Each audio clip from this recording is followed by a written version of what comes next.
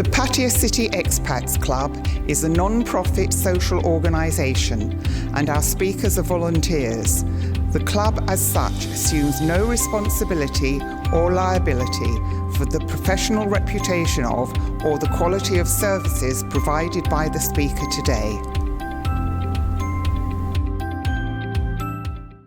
I've given this talk because I felt obliged to give this talk. Time to take stock. So, how long ago did the conflict start in the Middle East? How long does it feel? It's less than 2 months, right? So where the bloody hell are we?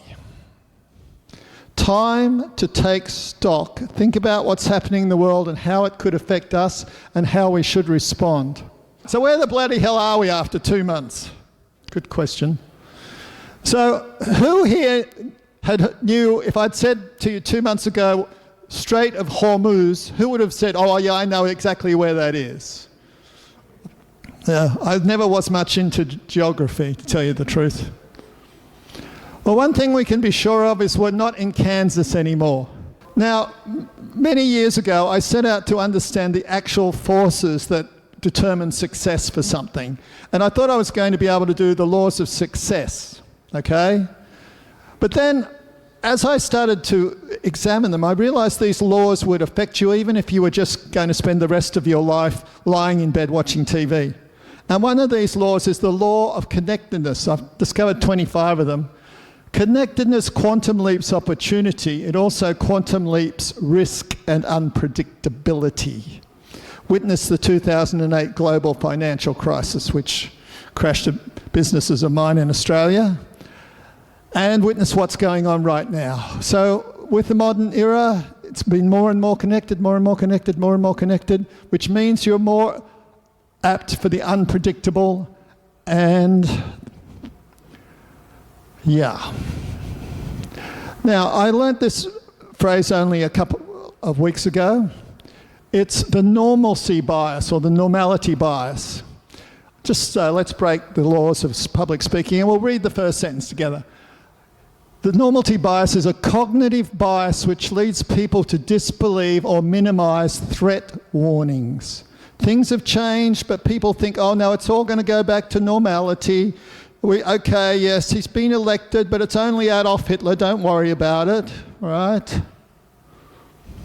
So, don't panic. We're not in Lebanon, but be prepared, things have changed. The longer the war drags on, the worse the coming global food crisis. So we are in Thailand. Now I have for many years described Thailand as the lucky country. Firstly, it's a pretty safe country to be in. I remember when I was in Bangkok and I could walk home at 3 o'clock in the morning and justifiably feel perfectly safe. How many cities could you do that in? And what's happened in Thailand is that its birth rate has plunged exponentially, so it's at Japanese levels. So this would be a real problem for Thailand, massive problem, but it's got literally hundreds of thousands of people in Cambodia and Myanmar who are willing to cross the border and work here. Why? Because there are jobs here, because there's not enough people, not enough workers. It's safe, and exchange rate's pretty good. They get paid in Thai baht, which is a lot better than Myanmar currency. So it's got that. And the other thing that I always said was great about Thailand is food surplus. It produces more food than it uses, and this could be very, very good with what's going on in terms of food supplies worldwide. So I asked AI to come up with this, and it came up with these sorts of parameters. Rice. Thailand produces twice as much rice as it uses, okay? And yes, there's a problem with fertilizer because of petrol supplies, but it's twice as much. So it looks like there's going to be enough rice for people living in Thailand, maybe not as high a quality. Chicken and eggs. Lots of chickens and eggs. And the good thing about eggs is you don't need plastics to transport them like you would meat products and stuff.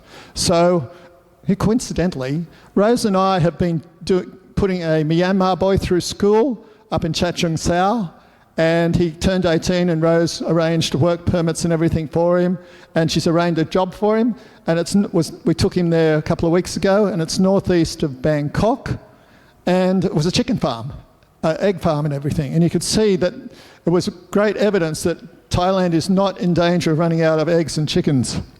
Tropical fruits, in fact, it'll be harder for them to export it because of transport costs, and because it does produce a lot of tropical fruits. It produces durian. Its main export, 70% of its fruit exports are durian. Personally, I'm happy about that. I only like durian ice cream.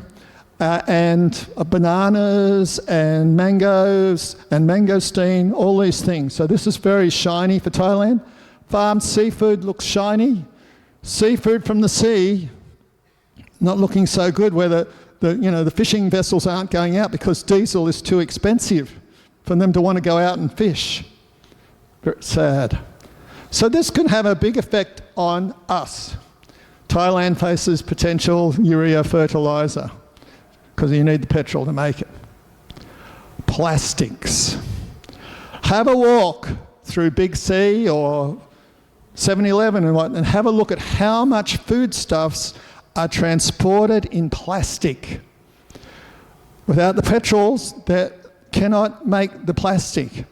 So, very soon after this became an issue, Rose tells me, a few of my Myanmar friends in Bangkok have lost their jobs. Why is that? The factory's closed. What sort of factory is it? Plastic factory. So, how are they going to transport foodstuffs without plastics? And the spiralling up costs of plastics is hitting on the street. So some foods you can get in cardboard, but how are you going to get massamam gai or like that in plastics? Now here's an interesting thing. This came out before the Hormuz thing started to happen. The Chinese are starting using old German technology, and they're going to start up factories producing plastics with coal. But of course, they're planning about 30 of these factories, and this was before Hormuz and the petrol issues started to kick in. And this is good, but of course you can't just click your fingers and create a massive factory. But this is good long-term news.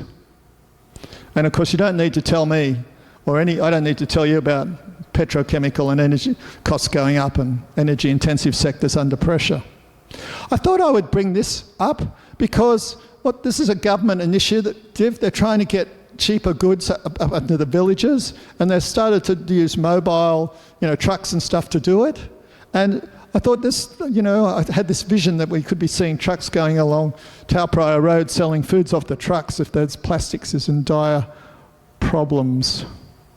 But the one thing we can be certain of, I think, is that there aren't many products that are going to be going down in price anytime soon.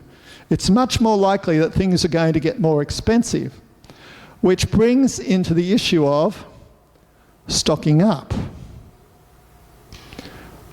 Medicines. The medical profession, we should raise this up next week. The medical profession is very plastics dependent. How does saline come? How does blood come? Plastics. How do pills come? Plastics, right? So if you need a medical procedure done or you take medicine, you should be looking, let's stock up for a year, okay? Again, vitamins, stock up for a year, keep them in your fridge. Again, plastic delivered, etc. A lot of them are extremely plastic dependent, like, my zinc comes in a plastic capsule, etc. This stuff, who is not familiar with this particular material? Come on. Okay, who is familiar with it? Okay, lots of people not putting up their hand. This is a must-have in your home, right?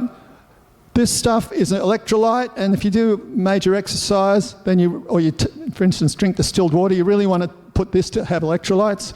If you've got diarrhea, food poisoning, it's coming out at both ends, you can feel like this, I've got no energy, I can't move, I don't want to move. You have this stuff, and like 20 minutes later, you're like, oh, wow, it's really important to have this in your home. Again, plastics dependent. So who knows what these are? Right? Plastic, stock up. Think about your toiletries. You like liquid soap? It comes in plastic. Stock up. Go through your bathroom. Have a look. What do you use? Shampoo, moisturiser, whatever. Stock up. It's not going to get any cheaper. This is how not to have your fridge, okay? The way things are, right? You want to stock up. Vitamins, etc. One of the things I've stocked up with that is helping jam pack my freezer, nuts. Incredibly good for you, lasts forever in the freezer, protein, all sorts of really good things. They tell me that cashews, for instance, lower your blood pressure. Have a look at it. And by the way, I only ever store my cashews and walnuts in the freezer because they're so much nicer to eat. They're crunchy. It's so much more interesting and fun than soggy cashews. Some nuts get too hard, like almonds, to eat straight from the fridge, but sliced almonds are okay. So these are a really good thing to stock up on, and they're quite filling, etc. Also, you might want to think about this: frozen fruits and vegetables in your freezer. All right. Notice they're plastics delivered.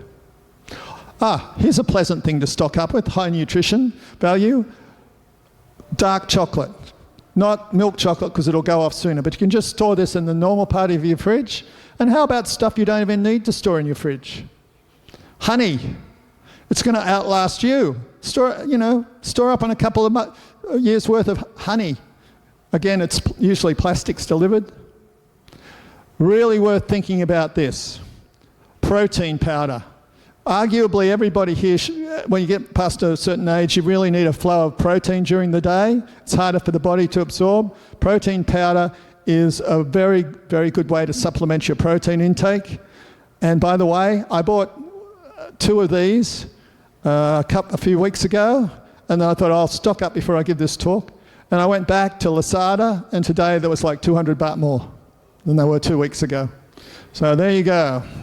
It's kicking in. It's usually apparently bought from overseas, transport costs, etc. This is something to think about.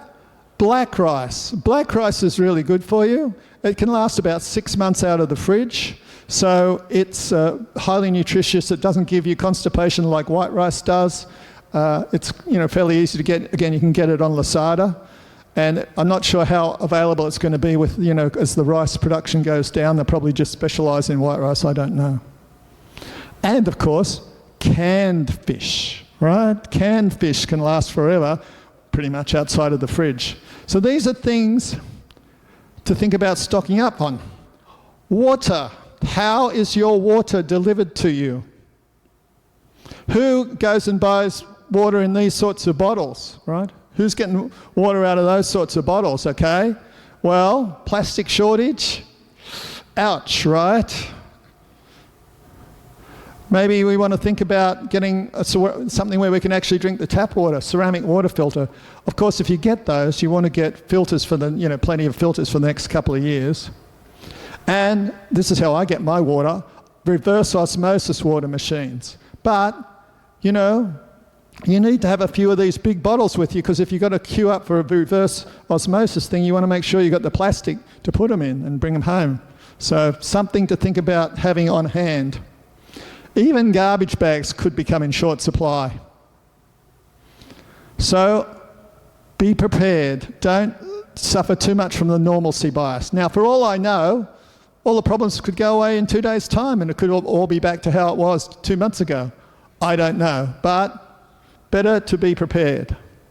Take stock up, okay? Because I don't think things are going to get any cheaper, and don't have spare space in your freezer. Because I have a feeling we're not in Kansas anymore, at least at the moment. Wait a minute. No, it didn't work. So, we're not in Kansas anymore. And that was my little encouragement in the face of what's going on in the world and how it might affect you in Thailand. Is there any questions or comments or contributions? Very good, thank you. Thank you. So do you have any ideas about flights? Because I hear there's only 6 weeks worth of jet fuel in Europe. Yeah. And that, again, everything to do with transport of people, transport of goods, it's only going to get more difficult and more expensive. So I don't know particularly about flying. I think we're lucky to be here. I'd be wanting to stay here actually, rather than go anywhere else pretty much.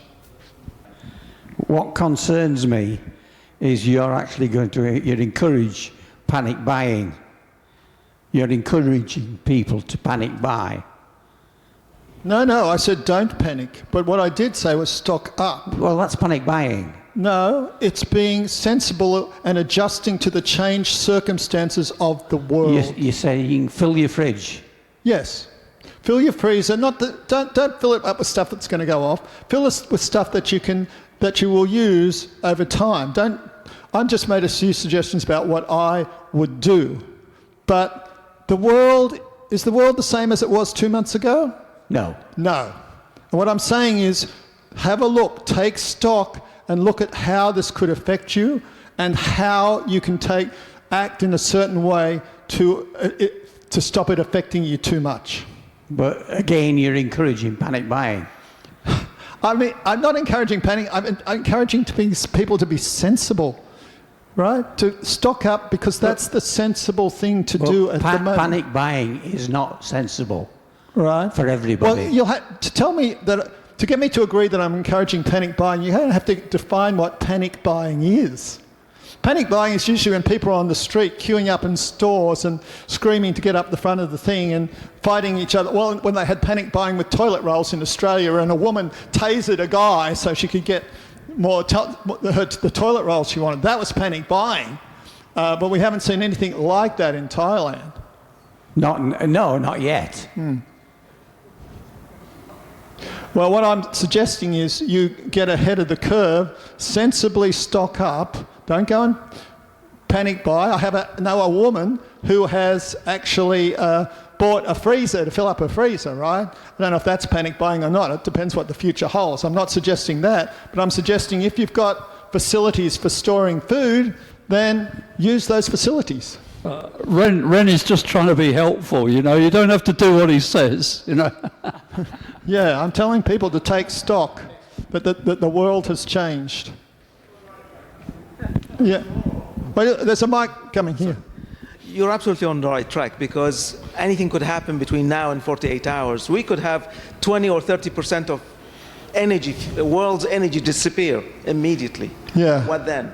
Yeah, look, go on, Daz. I think anybody that's got an empty tank in their car, if they can see the price today, they're going to buy today because tomorrow it might be more expensive. The odds are on. Is that a panic or is that just sensible planning? I disagree with you. It's not panic buying at all. 70 people in this room can't panic buy in Pattaya, so you're getting upset about nothing at all. Yeah, I actually wondered whether it would be a good idea to publish an article on this in Pattaya Mail because, you know, that could be seen by the government as like encouraging panic buying, etc. So maybe we won't see an article on it. Maybe you'll only hear it here. I think what you're advocating is planning. In other words, have a plan. Failing to plan is planning to fail. So just have your own personal plan, family plan, individual plan. What are you going to do tomorrow? What are you going to do next week? What are you going to do at the end of the month? That doesn't mean you have to go out and buy everything now. It's just have a plan. If you've not got a plan, it's going to go wrong. Yeah, if you use vitamins, why not stock up for a year's supply of vitamins? Because they're only going to get more expensive. You know, just put them in your fridge and stuff. Get ahead of the very probable price rises that are coming because of the increased transport costs. Anyone else? Don't panic. There's a sign up there that said, don't panic. Prepare. I think that, well, it looks like the meeting's going to come to an end. I hope my talk wasn't too much of a downer. It's not a talk that I wanted to give, but I thought I should actually give.